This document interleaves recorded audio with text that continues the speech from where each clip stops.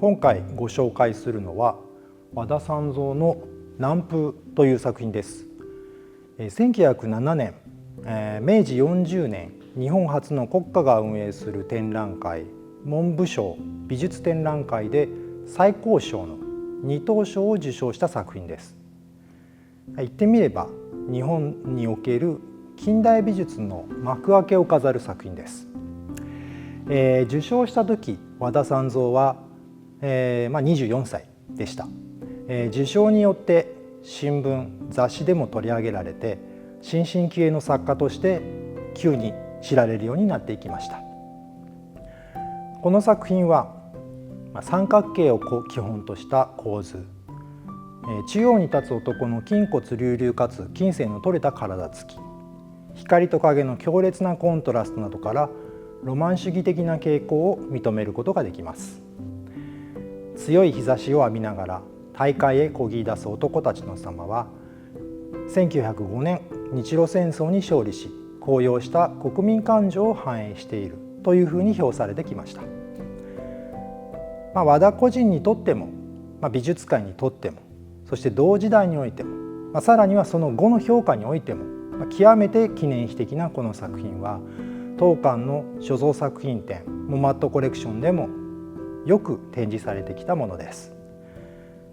そのため見たことのある方も少なくないと思います。2018年には国の指定する重要文化財に指定されました。和田三蔵は自らの経験を踏まえてこの作品を制作しました。それは次のようなエピソードです。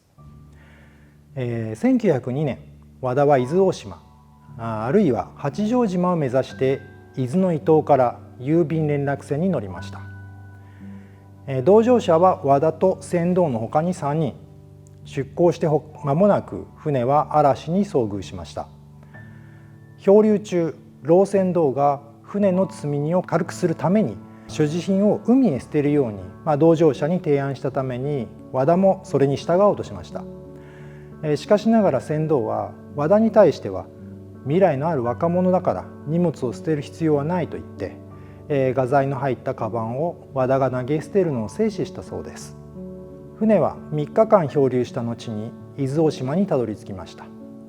彼はこの老船頭への感謝の念もあって船頭から船の形状などを詳しく取材したり伊豆大島へ何度か渡航したりして南風を制作するに至りました。後年和田の語るところによれば八丈島を目指して伊豆大島に流れ着いたと主張する記述と最初から伊豆大島を目指した結果漂流して伊豆大島にたどり着いたとする記述の2つが存在しています。本州から約 280km も離れた八丈島へ向かうには実は当時であっても横浜から出港する鉄の大きな船に乗る必要がありました。先に述べたように和田は伊東から伊豆のですね伊豆の伊東から発着する郵便連絡船に乗ったと書いています。この記述は変わらないわけですね。当時の船の就航記録を調べると確かに伊東から伊豆大島に向かう木造の郵便連絡船があったことが分かります。この船はどう見ても木造の船なので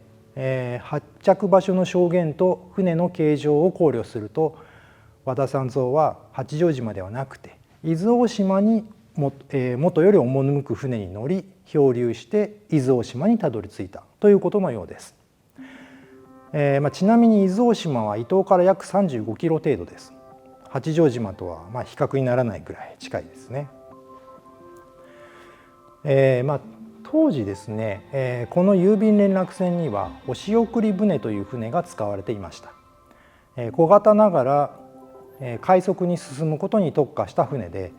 江戸時代には主に江戸や房総、相模、伊豆といった、江戸に近いところの近海から、江戸方面へ鮮魚を運送するために使われていたそうです。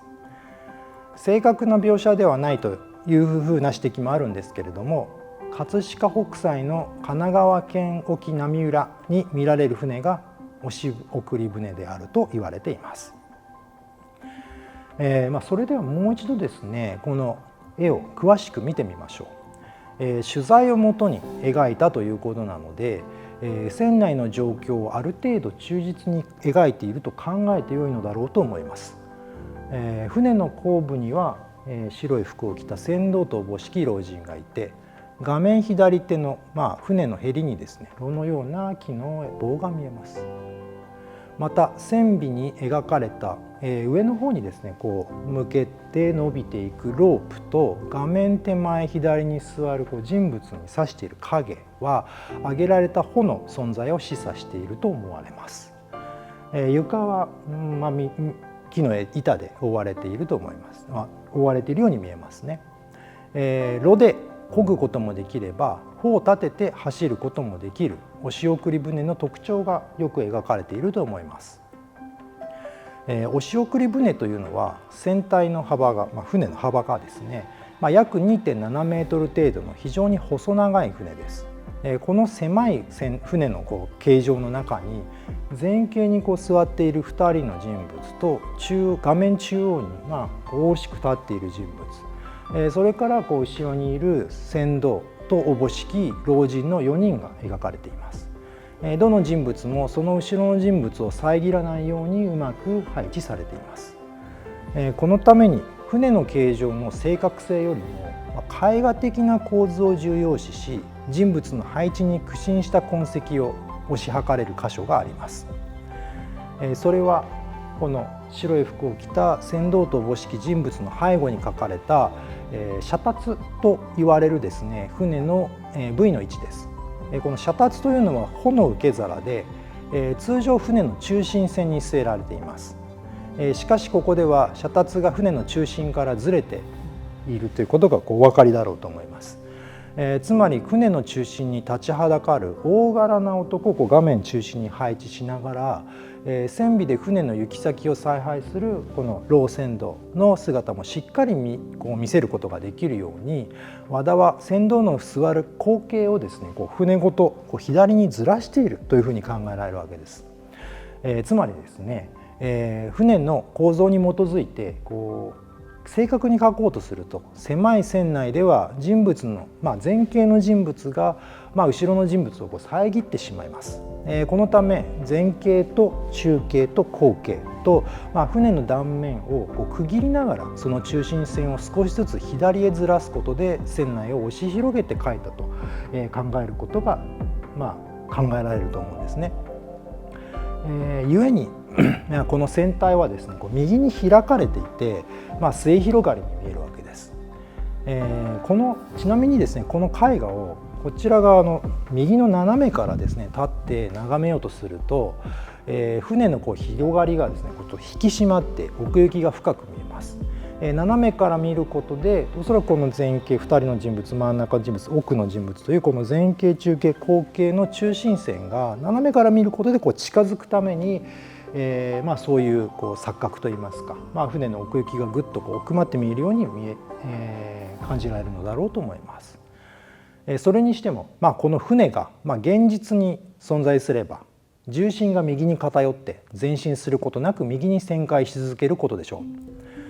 う。このように和田三蔵の南風は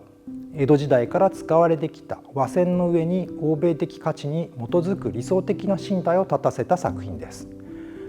その意味ではここにはまさに和魂要塞の趣があります。非常にまばゆいですね陽光の中荒波を乗り越えているという光景は、ロシアに勝利して欧米列強に肩を並べていこうとする近代日本の姿そのものを表していると、これまでは評価されることもありました。しかしこれはあまりに一面的な見方だというふうにも言えるわけです。というのもこの観点は垂直に立つ理想的な身体を重視して、その土台であるところの極めて不安定な水平面、つまり右に回り続ける木造船を軽視することで初めて成立するからです。さらにこの絵画が大海原へ漕ぎ出すイメージではなくて、帰りに、帰路につく光景だといえば皆さんどうお感じになるでしょうか。画家本人によればここに描かれた雲にかかる雲のかかったですね、この絵の後ろに描かれている島ですね、これ伊豆大島なんですけれども、この伊豆大島の姿は本州に帰る際に見える姿なのだそうです。要するに南風を受けて北へ航行中だから、この作品は名前を南風というわけです。これらの要素を総合すると、いかにも堂々とした船乗りたちに比べて、明らかに他の、乗組員たちと雰囲気の異なる人間に焦点が当たるのではないでしょうか。この人物ですね、この麦わら帽子をかぶって体育座りしているこの人物です。何も持たずに、膝を抱えて、恨めしげに、患者に視線を投げかけるこの人物は作家本人だと言われています。この姿はまるで船の運命を知っていてもただおとなしくするほかないと言わんばかりです。であるならば、この絵画は勇ましい男たちが描かれただけの絵画ではなくて、勇ましい道行きに潜む不安感も同時に示していると言えるのではないでしょうか。